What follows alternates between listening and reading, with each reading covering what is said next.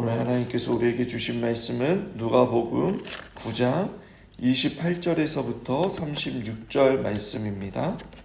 누가복음 9장 28절에서부터 36절 말씀. 합독하겠습니다. 시작. 이 말씀을 하신 후 8일쯤 되어 예수께서 베드로와 요한과 야고보를 데리고 기도하러 산에 올라가사 기도하실 때에 용모가 변화되고 그 옷이 휘어져 광채가 나더라. 문득 두 사람이 예수와 함께 말하니 이는 모세와 엘리야라. 영광 중에 나타나서 장차 예수께서 예루살렘에서 별세하실 것을 말할세. 베드로와 및 함께 있는 자들이 깊이 졸다가 온전히 깨어나 예수의 영광과 및 함께 선 두 사람을 보더니 두 사람이 떠날 때에 베드로가 예수께 여짜오되 주여 우리가 여기 있는 것이 좋사오니 우리가 초막셋을 짓되 하나는 주를 위하여 하나는 모세를 위하여 하나는 엘리야를 위하여 하사이다 하되 자기가 하는 말을 자기도 알지 못하더라.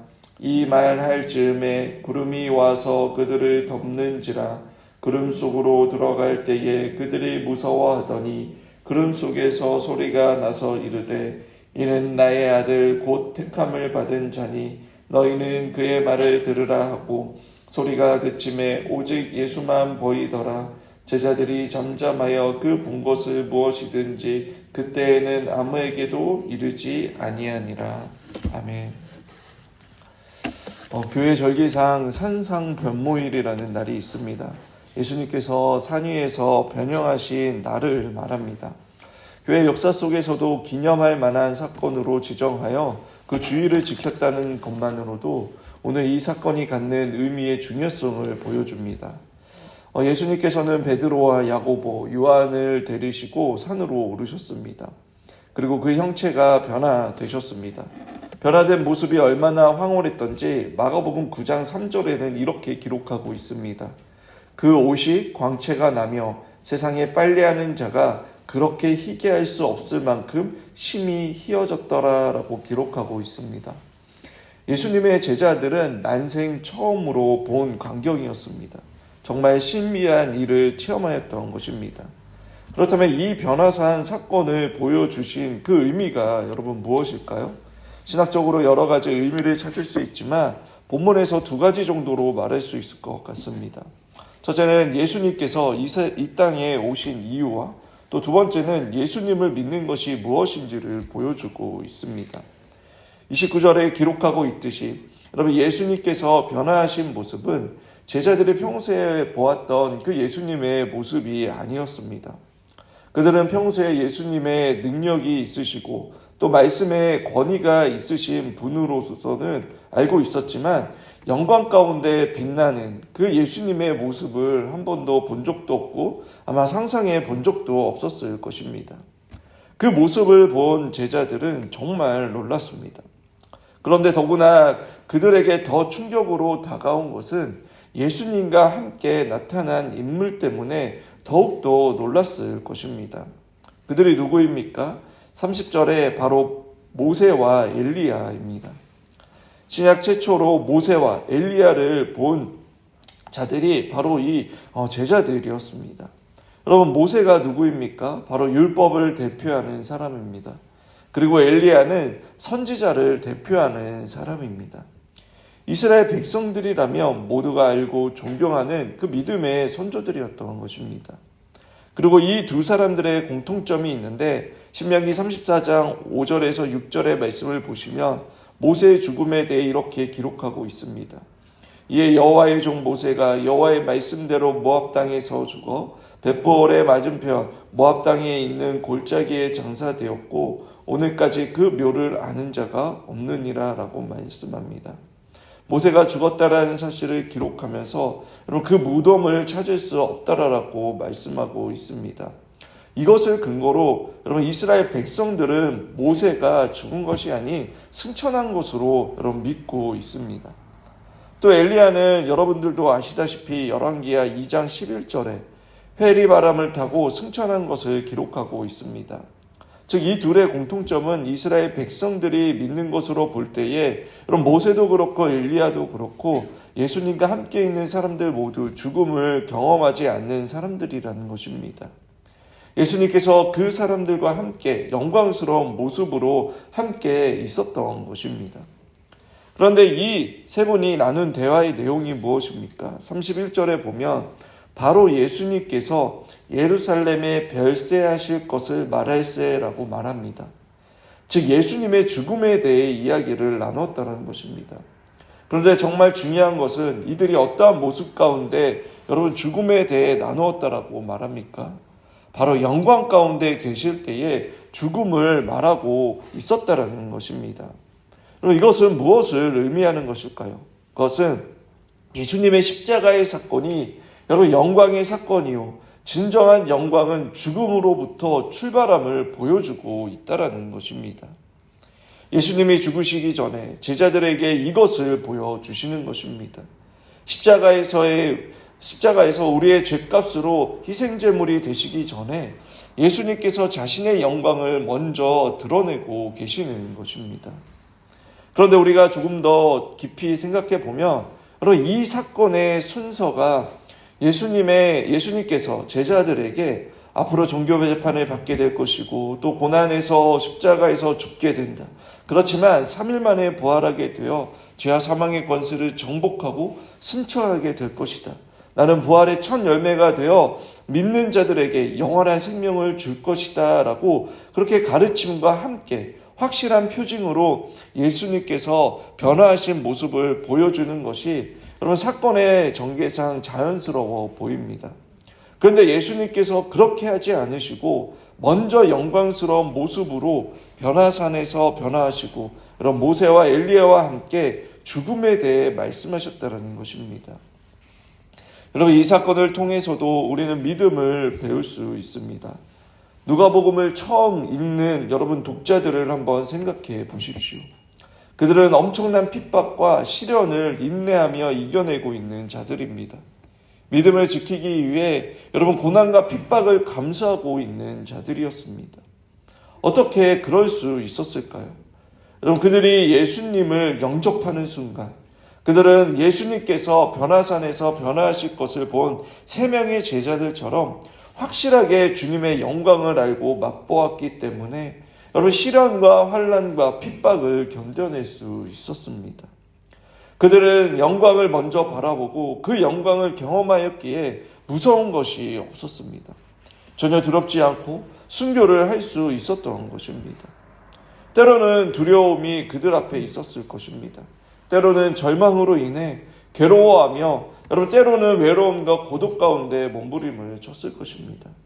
세상이 두려워 타협하고 싶은 마음들도 있었을 것입니다.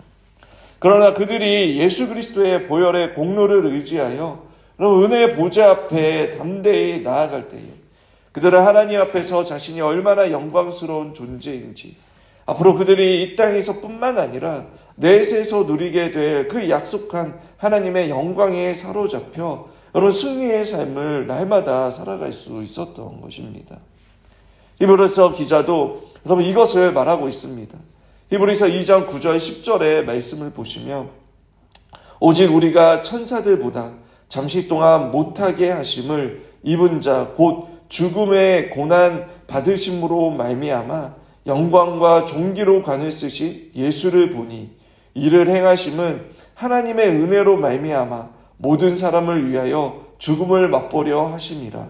그러므로 만물이 그를 위하여 또한 그로 말미암은 이가 많은 아들들을 이끌어 영광에 들어가게 하시는 일에 그들의 구원의 창시자를 고난을 통하여 온전하게 하심이 합당하더라. 여러분 말씀이 길고 복잡한 것 같지만 9절의 말씀을 보시면 죽음의 고난받으심을 인하여 영광과 존귀로 관을 쓰신 예수를 보니 그리고 10절에 보시면 하나님께서 우리를 위해 무엇을 준비하셨냐면 많은 아들들을 이끌어 영광에 들어가게 하시는 일을 위하여 준비하셨다라고 말씀하고 있습니다. 여기에서 말하는 많은 아들들은 바로 우리를 말하는 것입니다. 그런데 먼저 하시도록 하신 것이 영광 가운데 계시는 그 예수를 보게 하심으로 말미암아 여러분 여러 가지 고난과 핍박 속에서도 바로 그 예수 그리스도의 영광과 또 장차 임하게 될 영광을 보며 담대히 그 믿음의 여정을 걸어갔다는 것을 말하고 있습니다. 예수님의 영광을 보면 여러분 믿을 수 있습니다. 고난 가운데 영광을 받으신 그 주님을 우리 또한 믿게 함으로 우리의 믿음으로 하여금 세상을 이길 수 있도록 우리에게 능력을 주신다는 것입니다. 우리가 사방으로 우겼음을 당하도 쌓이지 아니하며 여러분 답답한 일을 당하여도 낙심하지 아니하며 여러분 박해를 받아도 버림받지 아니하고 거꾸림을 당하여도 망하지 않는 것은 고난 가운데서 영광 받으신 그 주님, 생명의 주님이 여러분 내 안에 살아계시기 때문입니다. 그리고 연약한 우리를 통해 또 우리가 할 수 없는 그 상황 가운데 여러분 그것을 기회로 하나님께서는 우리의 믿음을 사용하셔서 우리를 통해 예수 그리스도의 그 능력과 살아계심을 드러내심으로 영광 받으실 뿐만 아니라 우리도 그 영광에 참여하는 자들이 되게 해주십니다. 여러분 이 시간 변화산에서 영광 가운데 임재하신 주님을 제자들이 만났듯이 여러분 우리 또한 우리 안에 계시는 그 영광스러운 주님을 믿음의 눈으로 바라보며 바울이 고백하고 있듯이 어떠한 상황 가운데 있더라도 아무리 어려운 상황 가운데 있다 하더라도 현재의 고난은 장차 우리에게 나타날 영광과 비교할 수 없다라고 고백하는 저와 여러분들이 되길 바랍니다. 이 믿음을 통해 어떠한 상황에서도 세상의 그 무엇 앞에서도 굴하지 않는 그 믿음을 소유하는 저와 여러분들이 되시길 주님의 이름으로 축원합니다.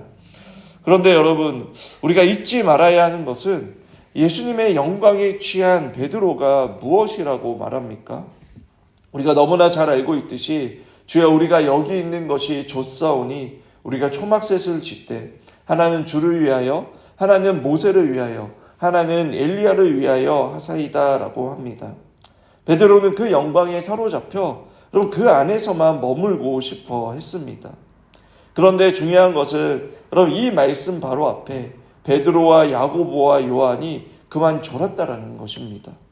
졸다가 깨서 예수 그리스도의 영광만을 보았지 그 영광 가운데 나눈 고난과 죽음에 대한 내용을 듣지 못했다라는 것입니다. 그저 그 영광에 사로잡혀 초막셋을 짓겠다라는 그 고백을 한 것입니다.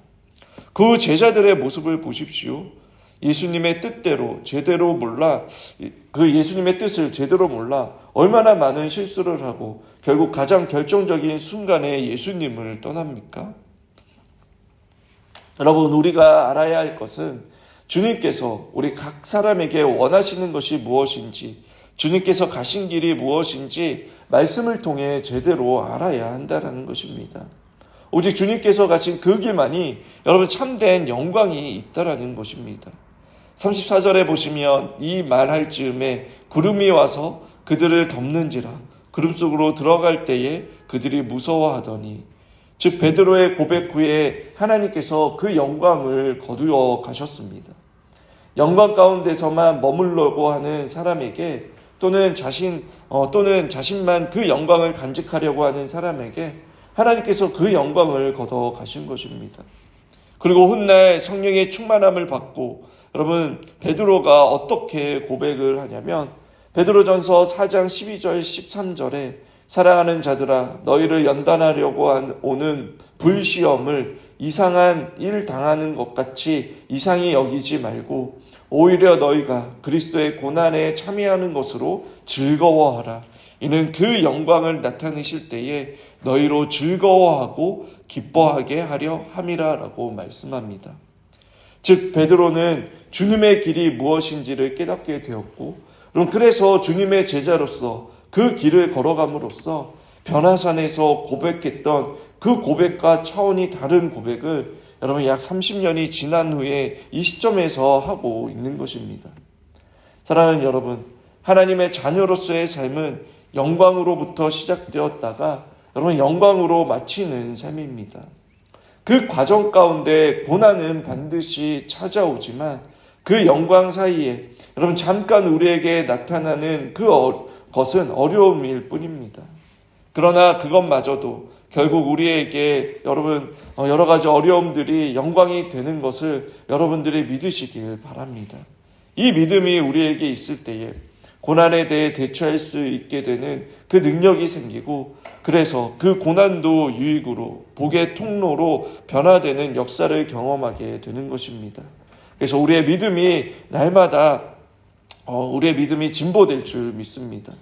하나님의 자녀로서 이 땅에서 누리게 되는 이 복을 경험하는 저와 여러분들이 되시길 주님의 이름으로 축원합니다.